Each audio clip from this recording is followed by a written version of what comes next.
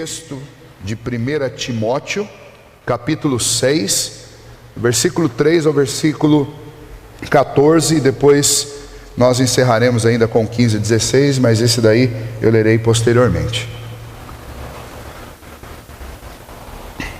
Vamos ler? Eu vou ler o primeiro versículo e vocês juntos leem o segundo e assim por diante até o verso 14.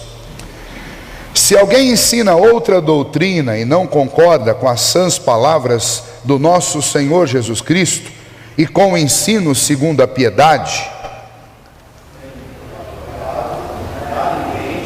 mas tem mania por questões e contendas de palavras, de que nascem inveja, provocação, difamações, suspeitas malignas, altercações sem fim, por homens cuja mente é pervertida e privados da verdade, supondo que a piedade é fonte de lucro.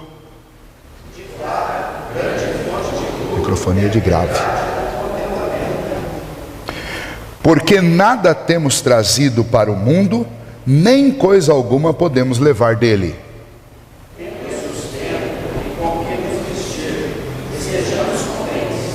Ora, os que querem ficar ricos caem em tentação e cilada, e em muitas concupiscências insensatas e perniciosas, as quais afogam os homens na ruína e perdição. porque o amor do dinheiro é a raiz de todos os males, e alguns nessa cobiça se desviaram da fé e assim mesmo se atormentaram com muitas dores. Tu, porém, ó homem de Deus, foge destas coisas, antes segue a justiça, a piedade, a fé, o amor, a constância, a mansidão. Combate com o combate da fé, toma posse da vida eterna, para a qual também foste chamado, e de que fizeste a boa confissão perante muitas testemunhas. Exorto-te perante Deus, que persevera a vida de todas as, que preserva a vida de todas as coisas, e perante Cristo Jesus, que diante de Pôncio Pilatos fez a boa confissão.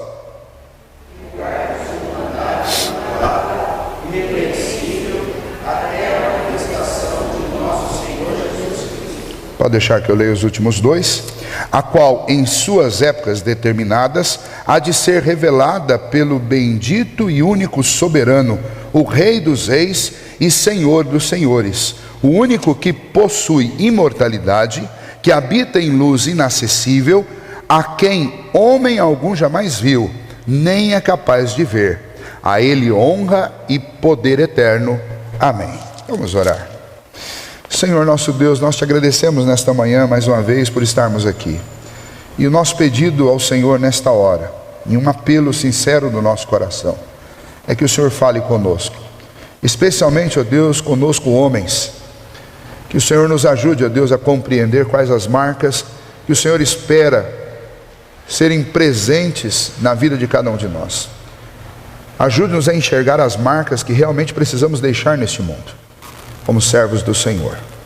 Que a Tua palavra, ó Deus, encontre lugar em nosso coração, que o Teu Espírito possa aplicá-la verdadeiramente dentro de nós e convencer-nos a respeito disso. É o que te pedimos em nome de Jesus. Amém. Pablo, está com microfonia de grave aqui, está incomodando um pouco.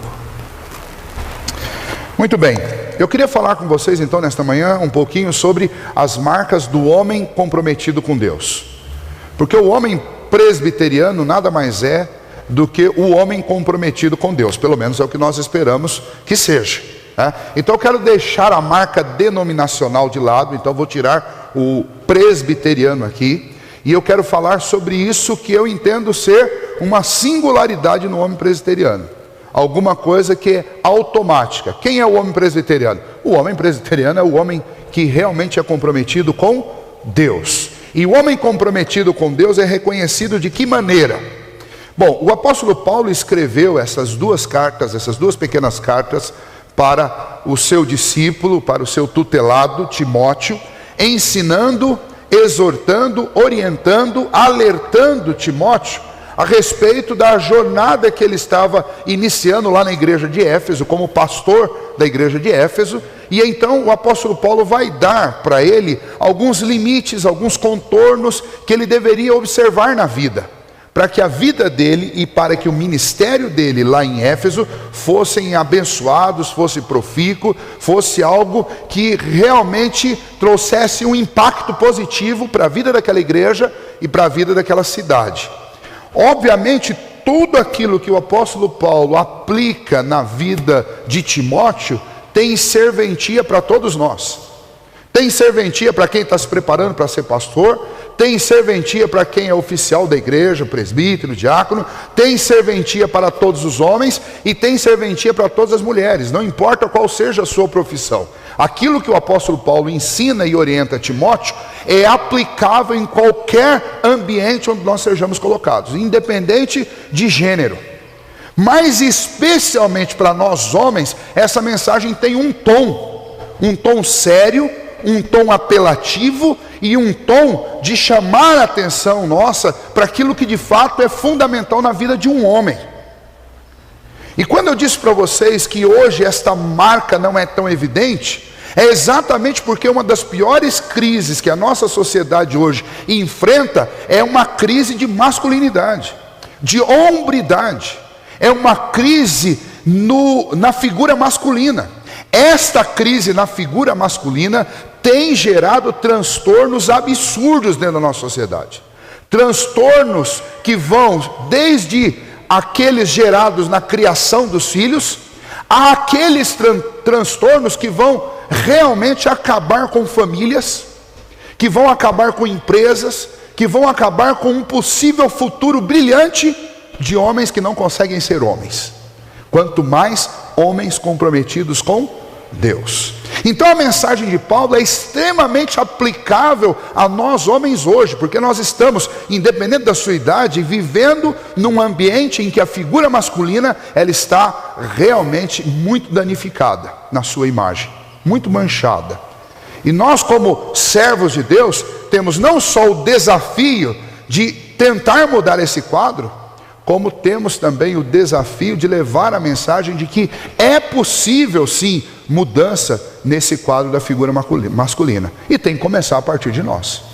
E a mensagem de Paulo então ela é dirigida a Timóteo, para que Timóteo adote algumas marcas, alguns comprometimentos na sua vida, que vão determinar e vão delimitar o seu ministério, para que realmente haja um reconhecimento do compromisso que ele tem com Deus a partir de uma simples observação da vida dele. O que Paulo queria de Timóteo é que Timóteo vivesse de um jeito que as pessoas olhassem para ele e entendessem só de ver os seus exemplos que o comprometimento dele era com Deus, que ele era um homem diferente. E então quando ele falasse, o discurso ia fazer todo sentido. E é de fato o que nós precisamos hoje. Então vejamos algumas marcas de um homem comprometido com Deus, segundo o apóstolo Paulo nos ensina aqui em 1 Timóteo capítulo 6. Primeiro, o homem de Deus é conhecido por aquilo do que ele foge. O homem de Deus é conhecido por aquilo de que ele foge. Veja lá o versículo 11, Paulo diz para Timóteo o quê? Ó homem de Deus, foge dessas coisas. De que coisas ele está falando? Por isso nós lemos do versículo 3 ao versículo 10 algumas características de falsos mestres, de homens que eram mentirosos, de homens que eram gananciosos. Quais as questões que são levantadas aí do versículo 3 ao versículo 10, a respeito das quais Paulo diz para Timóteo, foge dessas coisas. Quais são essas coisas? Eu vou citar para vocês de forma resumida.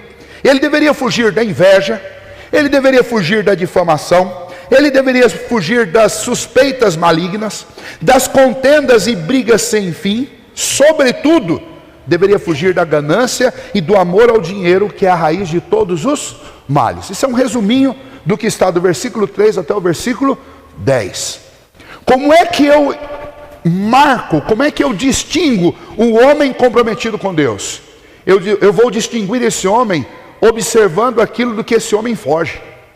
A Bíblia diz que nós devemos fugir da aparência do mal, mas ela não para falando que eu devo fugir apenas da aparência do mal. Eu devo fugir do próprio mal e de qualquer atitude, de qualquer predisposição que me coloque a vida em risco, o ministério em risco, a reputação em risco. Tudo que compõe a minha vida deve ser cuidado de tal maneira que, se necessário for, eu fuja de algumas circunstâncias, exatamente para não correr o risco de cair nessas ciladas. Os versículos de 3 a 10, o apóstolo Paulo está descrevendo algo que era muito conhecido de Timóteo e daquela igreja lá de Éfeso, muito conhecido no primeiro século. A figura de falsos mestres que entravam sorrateiramente na igreja e por seu carisma, por sua dialética, por seu discurso, eles eram muito hábeis em convencer pessoas. E eles convenciam pessoas dentro da própria igreja a segui-los. Mas com o tempo eles iam se demonstrando mentirosos, arrogantes. Eles demonstravam que o interesse deles de fato estava não na vida das pessoas, mas o interesse deles era em bens, era em dinheiro, era naquilo que eles poderiam tirar dos outros. Eles então eram pessoas dadas a algumas coisas que são características do ganancioso, do cara mal intencionado, do que tem segundas intenções. Gostava de debates e altercações, como Paulo diz, altercações sem fins. Do que ele está falando? Debate inútil. Sabe o que é debate inútil? É quando a gente fica, tem um ditado que eu gosto de usar sempre, é quando a gente fica discutindo o penteado do defunto. Quer dizer, já morreu, não tem o que fazer, mas você fica discutindo para que lado nós vamos pentear o cabelo dele para ficar bonitinho. Quer dizer, não muda nada. Infelizmente tem pessoas dentro da igreja, existem homens que são ávidos, que são apressados, que são extremamente interessados em discutir coisas que não têm a menor importância. Mas quando você chama para falar sobre um assunto sério, aí não há disposição para isso. E então Paulo está dizendo para Timóteo: foge dessas discussões, sem aprofundamento, sem um foco, sem alguma coisa que de fato seja importante. Foge disso, isso daí não vai fazer bem para você. E essa não é a marca de um homem comprometido com Deus. Um homem comprometido com Deus, ele foge disso, ele fala daquilo que é importante, mas ele não fica perdendo tempo com discussões infindáveis. Inveja não é uma característica de um homem comprometido com Deus. Por quê? Porque ele sabe que de Deus e pela graça e misericórdia do Senhor, ele tem a certeza de uma vida eterna no céu. Ele vai sentir inveja do quê? Mas nós vivemos num mundo de homens invejosos, homens que não podem ver um comprando ou ganhando alguma coisa, que imediatamente eles focam naquilo como se aquilo ali fosse o que de fato traria satisfação ao seu coração. Basicamente, o argumento de Paulo a Timóteo é que ele tome cuidado com o dinheiro, porque a súmula ou resumo do versículo 3 ao versículo 10 é exatamente o cuidado com colocar o seu coração em tesouros terrenos e lutar e trabalhar e viver só em função disso. E ele resume isso com a frase: o amor ao dinheiro é a raiz de todos os males. E então ele está dizendo: Timóteo, um homem comprometido com Deus é um homem que foge da aparência do mal, foge da cilada do dinheiro, foge da cilada da busca por satisfação nas coisas. E olha, eu sei que cada um de nós aqui, especialmente nós homens, já caímos nessa cilada de achar que um salário melhor, de achar que uma casa melhor, ou um carro melhor, ou alguma dessas coisas vão melhorar a nossa vida, vão trazer satisfação pessoal, vão deixar você com uma marca e trazer para você reconhecimento de que de fato você é um homem diferente. Não é isso que faz de nós homens diferentes, mas é exatamente o contrário, é fugir de colocar o coração nessas coisas que vão nos marcar definitivamente dentro dessa sociedade como homens comprometidos com Deus, como homens de verdade. É não nos cedermos à pressão psicológica dos nossos dias, do consumismo, do mostrar o que você é através do que você tem. O homem de Deus, o homem comprometido com Deus, é um homem que foge destas coisas. Então, como eu conheço qual é a primeira marca do homem comprometido com Deus? É que esse homem não tem vergonha de fugir daquilo que é perigoso para a sua alma e para a sua família. Ele é reconhecido por aquilo do que ele foge. É um homem que foge da ganância, foge da inveja, foge de debates infindáveis e infrutíferos, mas é um homem que se compromete com coisas verdadeiras. Nós vamos ver a seguir. Um segundo aspecto do homem de Deus é que ele é conhecido por aquilo que ele segue. Ele foge de algumas questões, mas ele se coloca numa jornada seguindo algumas outras questões que realmente são importantes na vida.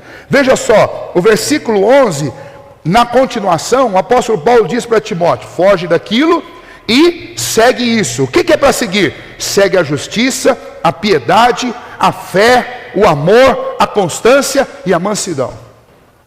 Precisa dizer mais alguma coisa? Cada uma dessas palavras são autoexplicativas. Em outras palavras, ele está dizendo assim: Timóteo, o homem comprometido com Deus é um homem justo, que tem prazer e obsessão por viver de forma justa.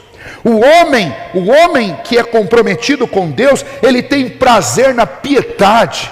Nada traz mais contentamento ao coração dele do que a piedade. Tanto que o apóstolo Paulo diz: grande fruto, grande fonte de lucro é o contentamento junto com a piedade.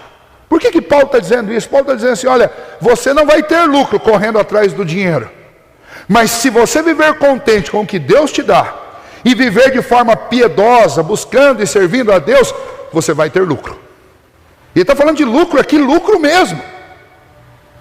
Porque você não vai viver simplesmente para esbanjar o pouco que você tem, e nem vai viver buscando satisfação no coração com as coisas. Então vai sobrar. Vai sobrar porque o seu foco não é gastar, não é consumir. O seu foco é servir a Deus. E você está contente com Deus. O dinheiro deixa de ser a coisa mais importante na sua vida. Então Paulo está dizendo: o homem que é comprometido com Deus, ele segue alguns princípios. Esses princípios norteiam a vida dele. Ele segue a justiça, ele quer agir de forma justa sempre. Não importa se ele está sozinho ou se ele está no meio de uma multidão, ele quer ser justo. O homem que tem compromisso com Deus, ele é um homem amoroso, tem o coração cheio de fé, ele acredita naquilo que não se vê, ele tem convicção daquilo que não pode ser provado pelo raciocínio lógico. Ele é um homem de princípios que extravasam os princípios da ciência e da razão. Então quando você conversa com ele no meio de uma situação muito improvável, ele vai dizer assim: eu creio que nós vamos conseguir, eu creio que vai dar certo, eu creio que é possível. Por quê? Porque ele não está limitado pelos padrões da racionalidade, mas ele está com o coração e com a mente alicerçado na palavra de Deus. E do mesmo jeito que homens lá no passado, que têm suas histórias contadas aqui nas Escrituras, creram que era possível coisas extraordinárias, como atravessar um mar a pé enxuto, como derrubar uma muralha sem colocar a mão nela, assim também o homem de Deus, o homem comprometido com Deus, é um homem que tem o coração cheio de fé. Ele não se atemoriza das crises e das más notícias, mas ele tem o coração assegurado com fé. Ele é alguém que ama, ele está decidido a amar, pois ele segue estas coisas todas. E o que caracteriza um homem comprometido com Deus é aquilo do que ele foge e aquilo a que ele segue. Ele foge das coisas que Deus odeia, e ele persegue com todas as suas forças as coisas que Deus ama. Assim é um homem comprometido com Deus. Essas são suas marcas. Mas além disso, esse texto também no versículo 12 diz que o homem de Deus é conhecido por aquilo que ele combate. Olha, nós vivemos numa época em que as pessoas levantam as bandeiras mais absurdas do mundo. As últimas 3 semanas em São Paulo, 4 semanas, todo final de semana, ou quase todas as noites, de sexta, sábado e domingo, estão acontecendo passeatas na Avenida Paulista. Eles não estão fazendo passeata lá para combater a corrupção na Petrobras ou em outras estatais do país. Não estão fazendo passeata lá para combater as falcatruas do atual governo. Eles estão fazendo passeata por causa de alguns centavos que foram acrescidos à passagem de ônibus em São Paulo. Bom, o que eu posso dizer sobre esse grupo? É fácil você caracterizar pessoas por aquilo que elas combatem. Qual a característica que eu posso dar para um grupo de pessoas que está vendo o nojo e as trevas profundas sobre as quais o nosso país foi metido nos últimos anos. E essas pessoas, ao invés de se manifestar contrariamente a toda a corrupção estabelecida, vão para lá para lutar por 20 e poucos centavos. O que eu posso dizer sobre essas pessoas? Vão lá quebrar bancos, lojas e museus por causa de 20 e poucos centavos, enquanto esse país está sendo sucateado. Veja, nós somos caracterizados por aquilo que nós combatemos.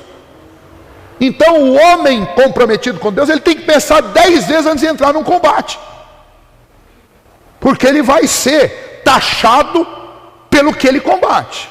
Quem é fulano de tal? Ah, fulano de tal é aquele que está brigando lá por 20 centavos.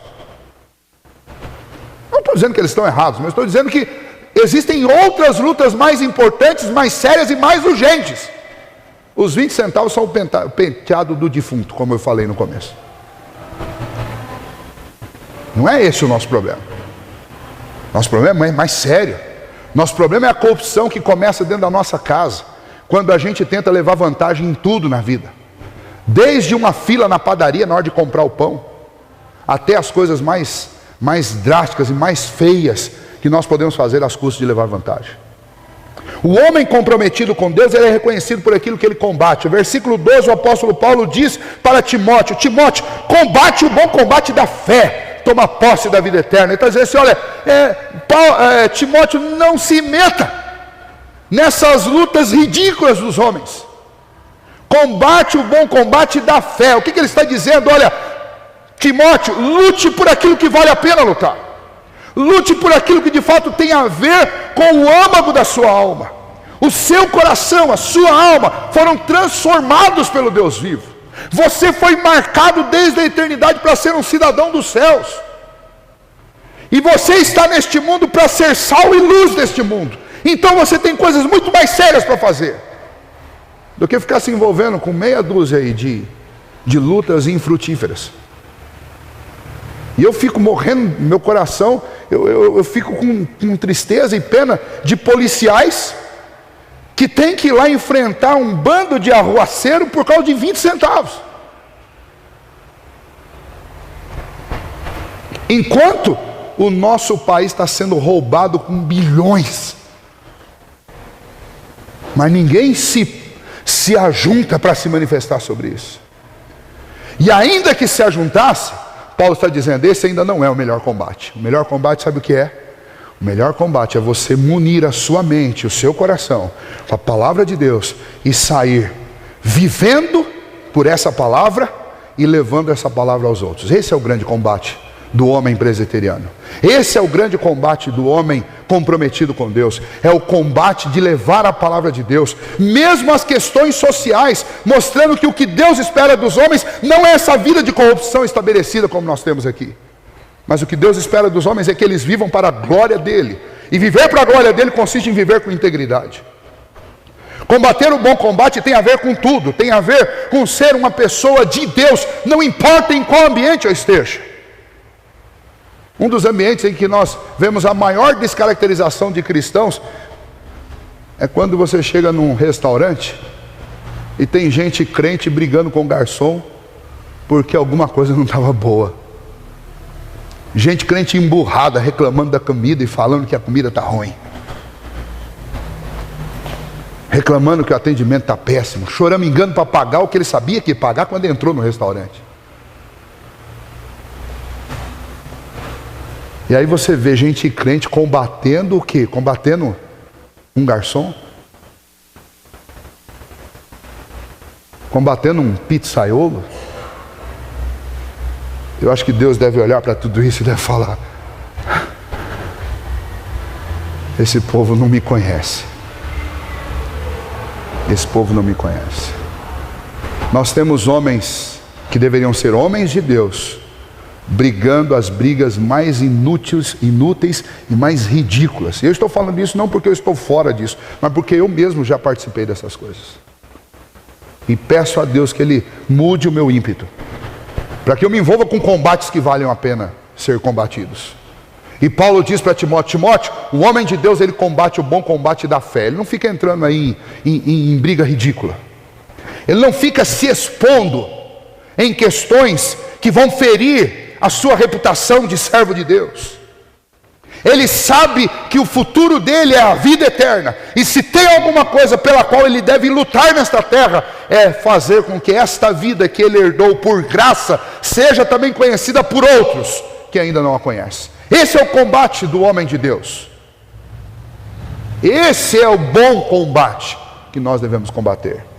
Mas em quarto lugar, a quarta marca de um homem comprometido com Deus é que o homem de Deus é conhecido por aquilo que ele guarda, por aquilo que ele defende, por aquilo que ele põe no refúgio mais bem guardado da sua vida.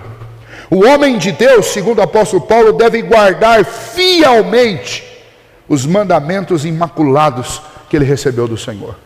E do que Paulo está falando? Paulo está falando de todo o conteúdo, tanto o conteúdo da lei mosaica e de todo o Antigo Testamento, quanto o conteúdo do Evangelho, a lei áurea dada pelo Senhor Jesus. Paulo está falando sobre a defesa da fé escrita, registrada, revelada. Paulo está dizendo que o homem comprometido com Deus, ele guarda no seu coração esta palavra. Irmãos, nós podemos armazenar no nosso coração, na nossa mente, as coisas mais absurdas e mais diversas e mais insignificantes ou mais importantes que nós conhecermos. Mas nós, especialmente nós homens, não podemos abrir mão de guardar em nosso coração e em nossa mente o mandamento imaculado do Senhor.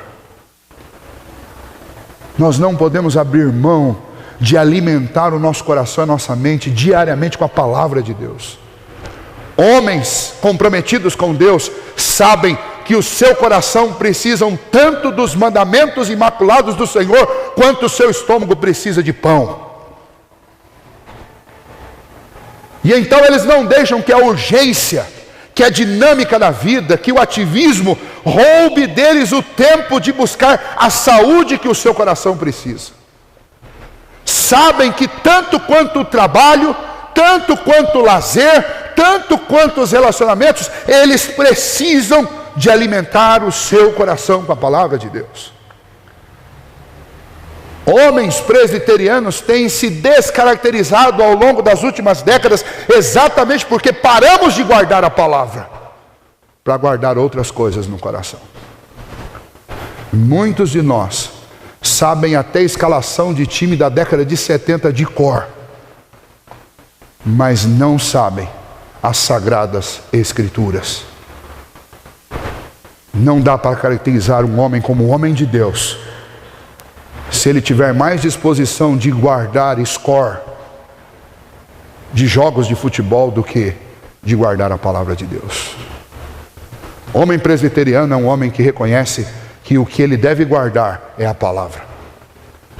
As outras coisas ele pode colocar num pendrive. As outras coisas ele pode guardar numa memória virtual. Mas a palavra não dá para deixar guardada no computador, nem dentro de uma gaveta em casa. A palavra precisa ser guardada no coração. Em último lugar, versículos 15 e 16, o homem comprometido com Deus, ele pode ser reconhecido por aquilo que ele adora. Nos dias de Timóteo, havia em todo o domínio do Império Romano uma veneração, uma adoração à figura do imperador. Isso veio desde a época de Nabucodonosor, do Império Babilônico, depois do Império Persa, o Império Grego, o Império Romano. Todos passaram a cultuar a figura do imperador. E como é que eu distingo um homem comprometido com Deus? Eu distingo por aquilo que ele adora. Isso era muito fácil de perceber naqueles dias, lá no primeiro século. Porque quem era o cristão? O cristão era o que não adorava ao imperador, e por isso ele sofria as consequências. Ele adorava ao Deus eterno, o único que é eterno, o único que é soberano. E hoje em dia, nós somos reconhecidos na sociedade pelo que adoramos? As pessoas conseguem olhar para nós e identificar o que nós adoramos? Já pensou sobre isso? Alguém olhando para a sua vida consegue identificar o que você adora? Se você chegar para uma pessoa, uma qualquer, e perguntar assim: você sabe o que eu adoro? Qual será que vai ser a primeira resposta que essa pessoa vai dar? Homens comprometidos com Deus são reconhecidos por aquilo que eles adoram. Homens comprometidos com Deus adoram a Deus. O versículo 15 e 16, o apóstolo Paulo diz assim: que guardes o mandato imaculado, a partir do versículo 14, que guardes o mandato imaculado, irrepreensível, até a manifestação de nosso Senhor Jesus Cristo, a qual em suas épocas determinadas há de se revelar pelo bendito e único soberano, o Rei dos reis e o Senhor dos senhores, o único que possui imortalidade, que habita em luz inacessível, a quem homem algum jamais viu, nem é capaz de ver. A ele honra e poder eterno. Ele está dizendo assim: olha, quem é o único soberano? Quem é o único imortal? Quem é o único que você deve esperar? Quem é o único que você deve venerar? Quem é o único que você deve adorar? É Deus. Todos os mandamentos do Senhor e todo o Evangelho apontam que a nossa vida deve ser vivida em direção a Deus. Ele deve ser o foco da nossa adoração. Homens verdadeiros, homens comprometidos com Deus, não negligenciam isso. Eles não vivem pelo dinheiro, adorando o dinheiro. Eles não vivem pelos bens, adorando os bens. Eles não vivem por pessoas, adorando pessoas, sejam elas quem for. Mas eles vivem por Deus. Eles adoram a Deus. Eles sabem que o soberano é Deus. Eles sabem que o imortal é Deus. Eles sabem que aquele que é eterno é Deus. E eles vivem por Deus. Há poucas coisas admiráveis nas religiões radicais do Oriente, mas algumas delas devem ser citadas, porque são importantes marcas de quem adora. Algumas religiões orientais, especialmente a religião islâmica, tem adoração por seu Deus, por Alá. E o que estes homens estão dispostos a fazer pelo seu Deus? Abandonar família, abandonar emprego, abandonar patrimônios e abandonar a própria vida pelo seu Deus. Sabe por que eles vivem? Eles vivem pelo seu Deus. Os judeus também fazem isso, e eles são capazes de tirar a própria vida pelo seu Deus. E nós cristãos somos capazes de entregar o que pelo nosso Deus? Nós, homens presbiterianos, somos capazes de dar o que pelo nosso Deus? Esse é um fator de distinção.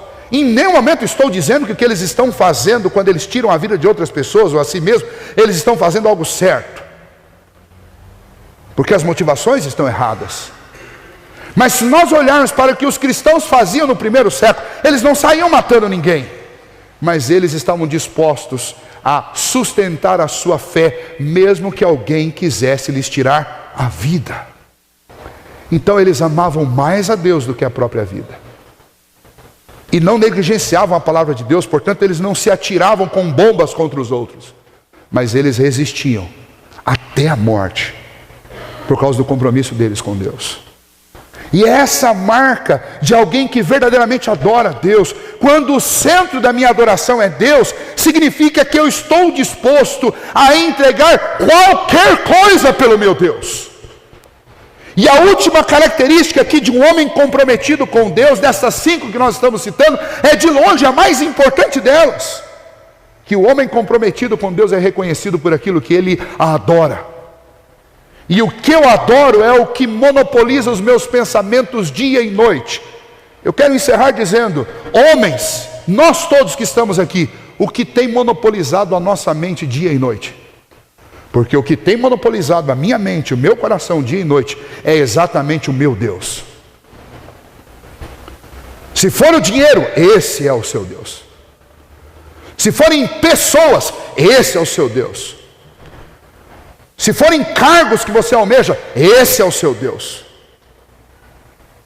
E nós temos que pensar seriamente sobre isso, irmãos. Não importa o quanto de conhecimento eu tenha doutrinário, bíblico, teológico, se o que ocupa o espaço maior no meu coração não for Deus, eu posso ser a pessoa mais bem treinada na Bíblia, nas Escrituras, posso ser como eu sou um pregador, você pode ser um cantor, o senhor Josias pode ser lá um organista, um tesoureiro, um secretário, mas se o que ocupar o meu coração, a maior parte do tempo, não for Deus, eu sou um idólatra daquilo que tem chamado mais a minha atenção. Homens comprometidos com Deus são marcados por um compromisso de adoração a Deus, são reconhecidos por aquilo que eles adoram. Eu queria dizer para vocês, homens, especialmente nesta manhã, que nós todos precisamos nos ajudar uns aos outros para revertermos esse quadro, para voltarmos a ser aqueles homens que geraram a manifestação dentro de uma igreja de alegria, ao ponto de separar uma data para comemorar o perfil, a reputação, o caráter, as marcas de um homem presbiteriano. Quando esta data foi estabelecida, homens presbiterianos eram homens tão comprometidos com Deus, que toda a sociedade, não só os cristãos, mas os que não eram cristãos, sabiam distingui-lo no meio dos outros. Se por algum motivo nós perdemos isso, nós precisamos nos unir em oração, em ajuda mútua uns aos outros, para que esse quadro volte a ser tão iluminado, tão brilhante, como ele já foi em outras épocas.